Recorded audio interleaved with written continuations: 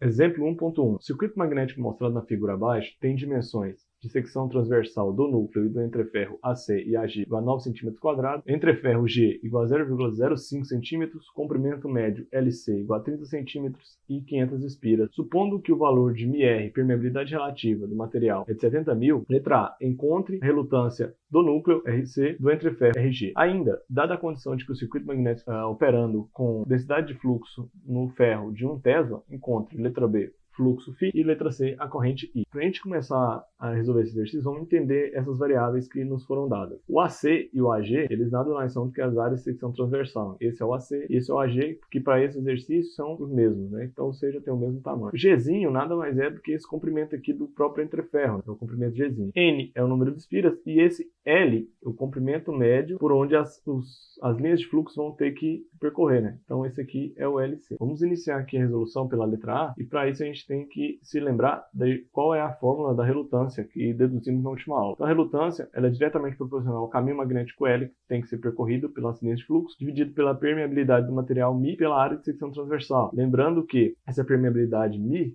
na realidade, embute a permeabilidade relativa multiplicada pela permeabilidade do vácuo, que é μ0. Bom, podemos então calcular a relutância do núcleo magnético. Para isso a gente vai reescrever a equação substituindo os valores. Aqui vai ser LC, que é o comprimento médio do núcleo. Aqui vai ser μr vezes μ0, porque eu tenho a permeabilidade relativa diferente de 1. E aqui a área de secção transversal do núcleo. Então agora vamos substituir os valores. A gente vai ficar com, passando para o sistema internacional, certo? 30 vezes 10 a menos 2 metros. Aqui embaixo a gente vai ter 70.000, aplica 4π vezes 10 a menos 7. Lembrando que esse 4π vezes 10 a menos 7 é o valor do μ0, é tabelado, vezes a área de secção transversal, que nesse caso é 9 cm², ou seja, 10 a menos 4 metros quadrados. Calculando isso aqui, então, a gente vai chegar no resultado de 3,79 vezes 10 a terceira ampere-espira por Weber. Vamos calcular agora, então, a relutância para o entreferro e vamos observar um resultado bem diferente entre eles. Novamente, substituindo aqui os valores. Aqui o comprimento que tem que ser percorrido é simplesmente Gzinho, aquele pedacinho de entreferro. A permeabilidade relativa aqui, ela é 1, então não precisa escrever, porque a gente está trabalhando no vácuo ou no ar, que é o mesmo valor de permeabilidade μ0, vezes a área de secção transversal do entreferro.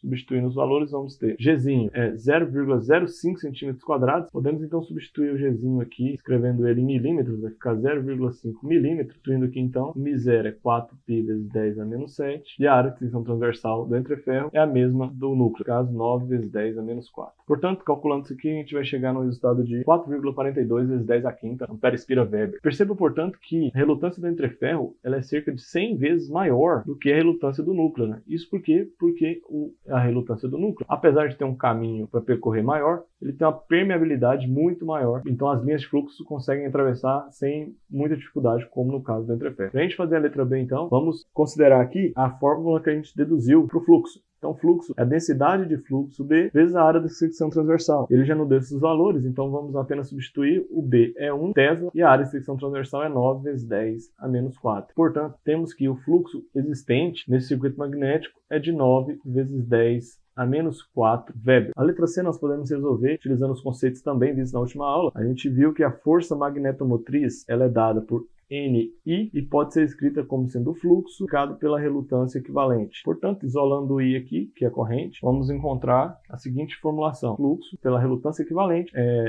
Veja que se a gente transformar esse circuito no análogo dos circuitos elétricos, nós vamos ter NI aqui na fonte, a fonte de força magnetomotriz, nós vamos ter uma relutância associada ao núcleo, e como o fluxo é o mesmo que está percorrendo aqui, observar pela figura aqui, o fluxo não se divide. Portanto, a relutância equivalente, ela é simplesmente a soma série desses dois elementos, a relutância do núcleo mais a relutância do entreferro. Indo aqui, teremos relutância do núcleo mais a relutância do entreferro, dividido em N. Todos esses valores nós temos, então vamos apenas substituir e calcular. Fluxo calculamos na letra B é 9 vezes 10 a menos 4. Lembrando que, como é uma associação em série, não há caminho por onde o fluxo se dividir, portanto, é o mesmo fluxo para todo ponto do circuito. Portanto, temos aqui ainda a soma das relutâncias dividido pelo número de espiras, que é 500. Então, se a gente calcular isso aí, nós vamos chegar no resultado de corrente igual a 0,8 amperes.